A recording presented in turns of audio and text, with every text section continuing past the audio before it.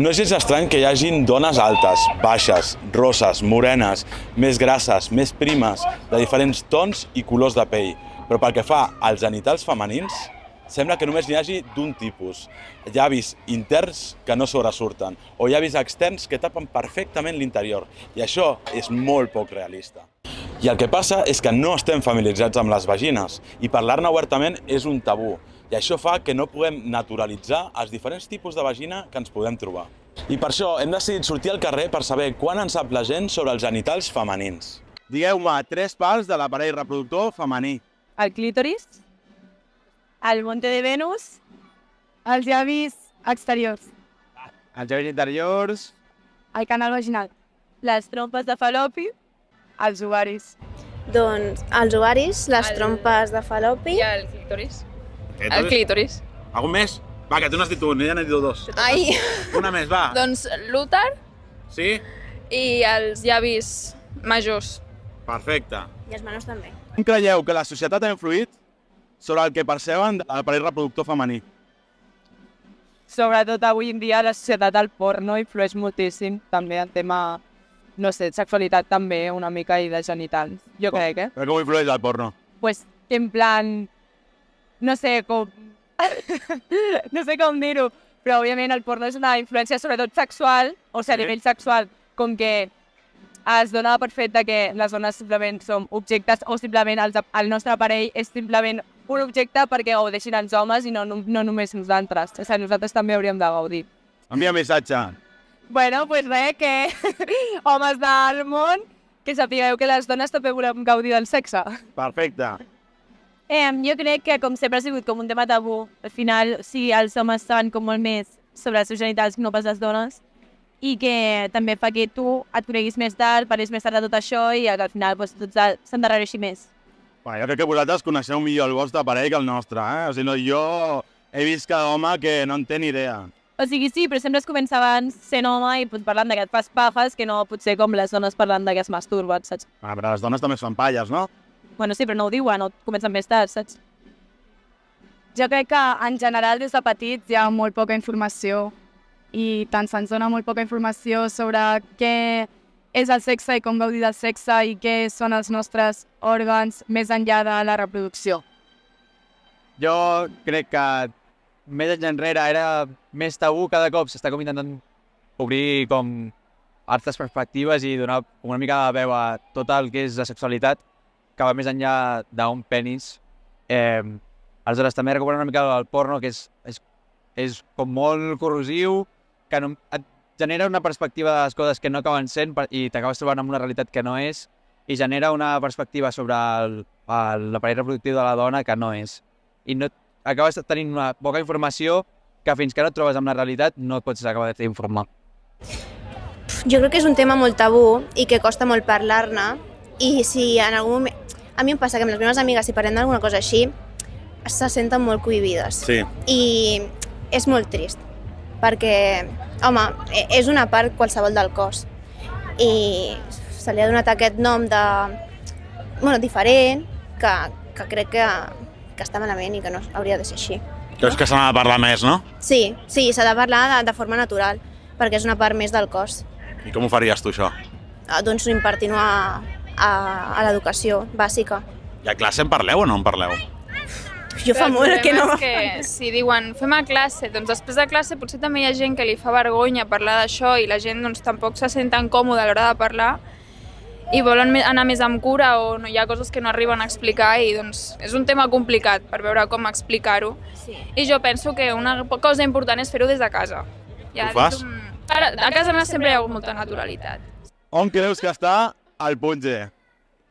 Jo personalment crec que potser el punt G, depèn de la persona, és diferent, perquè pot ser el clítoris, un altre pot ser, doncs, jo què sé, l'anus o qualsevol altra part. Llavors, potser varia una mica de la persona i no és una cosa en concret. Òbviament, hi ha com uns llocs o aparells on es diu, vale, doncs aquí potser tens més o menys plaer, però potser depèn de la persona, varia, perquè per lo que a mi, per exemple, seria el clítoris, doncs per ell potser o per ella és un altre.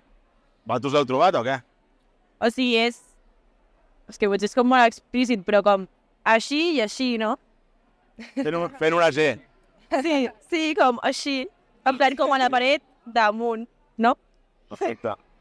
En el cas de gènere femení seria el clítoris i en el cas dels homes pues crec que es troba l'anus. I jo diria que el punt G està principalment al clítoris, però a part d'aquesta zona hi ha altres zones amb moltes terminacions nervioses, com per exemple el cap. Estimular el cap també ajuda molt a arribar a l'orgasme a l'hora d'estimular el punt G, i també hi ha la part del perineu, que és la part entre l'anus i la vulva, que aquella zona també és molt sensible i dona molt de plaer. No sé. El clítoris. El clítoris. El G. Sí, ¿no? Sí? Un poco más arriba. No sé. Sigue siendo parte del clítoris, Más o creo menos. yo. Sí. I el punt F també, o...? Suposo. No ho sé. Si els genitals femenins tinguessin un superpoder, quin seria? Per mi seria o un superpoder en plan de força o alguna així, o algo en plan elèctric, d'aquesta sensació en plan per tot el cos, pues algo així. I quin nom tindria aquesta superheroïna? Mira, pues elèctrica o algo així. Sí? Aquaman. Aquaman. I perquè té a veure amb els líquids. Sí? Però quin seria aquest superpoder? De fer que xorrés o què? O tirar líquids. Jo diria que el seu superpoder seria el d'invisibilitat, perquè està molt invisible davant de la societat i desconeix moltes de les coses, i és complicat, o sigui, té tantes coses que desconeixem moltes coses i acaba sent una mica invisible. Llegir cossos. Llegir cossos, i això com seria? Home, el cos al final reacciona a una reacció sexual, o sigui, el cos reacciona, pues, està llegint el cos, el teu, el propi, el de l'altre. El poder seria trobar cossos receptius, no?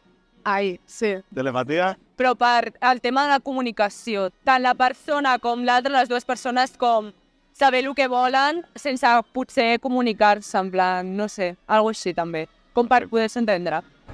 Ser invisible. No, però per genitals no. No ho sé. Llegir la ment? Sí, per què no? Jo, el meu superpoder diria, per mi, no pels genitals, el transport, el temps, però... Els genitals també, una... no? Sí, però potser és una mica raro. Però bueno, no, també es podria aplicar, sí. Fes així i te'n vas a França, no? I on vols anar de vacances aquest estiu? Jo, doncs mira, no sé. Estava mirant per anar a les Illes Madeiras, a Portugal. Doncs tu imagina't, fas així i te'n vas a Madeira. Vinga. Quin consell li donaríeu a la gent per mantenir els genitals femenins sants? Bueno, primer de tot, higiene, sobretot utilitzar condons per evitar, a l'hora de tindre sexe, per evitar ETS i tal. També molta coneixença, en plan, no tindre por a conèixer una mica els teus genitals, perquè això també va molt bé a l'hora de mantindre'ls més sans o més nets. Jo diria no tenir por a comunicar, jo què sé, t'està passant alguna cosa, doncs igual que et fa mal la pansa, doncs sí que et fa mal alguna cosa, que tens algun problema allà, i que al final, com perdre la vergonya de parlar d'aquestes coses i tant anar al ginecòleg, el que deia, tenir higiene, però també com cuidar-se, saps?